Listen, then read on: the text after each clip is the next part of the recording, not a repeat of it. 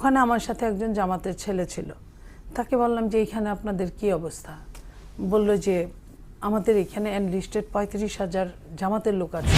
আচ্ছা, এই টাকার অভাব নেই এই জায়গাটায় আমার একটা মানে কোশ্চেন দীর্ঘদিনের, সেটা হচ্ছে তুলনামূলকভাবে বাংলাদেশে বিএনপি আওয়ামী লীগকে বড় দল হিসেবে ধরা হয় এবং তারা ক্ষমতায় ছিল নানা সময়, তারা কেন এই টাকার অভাবটা এটার কারণটাও আমি বলি, ওই আবারও কিন্তু জামাতের পক্ষেই যাবে আমার কথাটা, তারপরে সত্য কথা বলি না, গালি খাওয়ার চেয়ে বিএনপি আমরা ধরেন এখানে 3 জন বিএনপি, 3 জনেই আমরা 3 জায়গায় ওইখানে জানি ওইখানে টাকা আছে, সৎভাবেই আমরা ইনকাম করলাম দলের হিসেবে।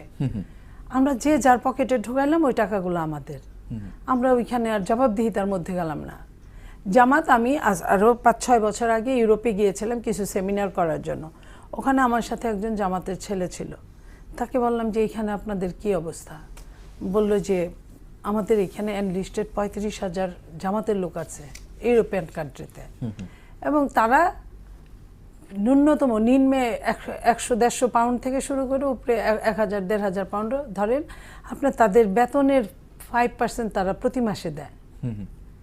এটা আপনি যদি আপনার টাকা কাউকে দেন, এটাকে আমি অপরাধ ধরতে পারি না। আপনি ওটারে আপনি হিসাব করেন 35,000 যদি আপনি ন্যূনতম 100 পাউন্ড দিয়ে আপনি হিসাব করেন 150 পাউন্ড দিয়ে গড়ে, তাহলে আপনার ক্যালকুলেটরে টাকা ধরবে না, এটা একটা টাকা। তাদের যেখানে এই জামাতে ইসলাম নামে যে সংগঠনগুলো যে দেশগুলোতে আছে, তারা ওইভাবে বলতে পারে, বুঝাতে পারে যে আমরা আর তোমরা তো এক।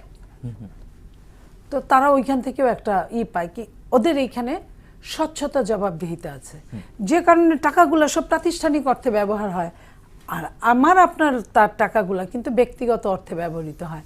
আমি ধরেন দিলাম, দলের কাছে দিলাম, সেটাকে মনে হয় যে আমি দান করলাম, আমি তোমাকে অনুদান দিলাম, আসলে কিন্তু তা না।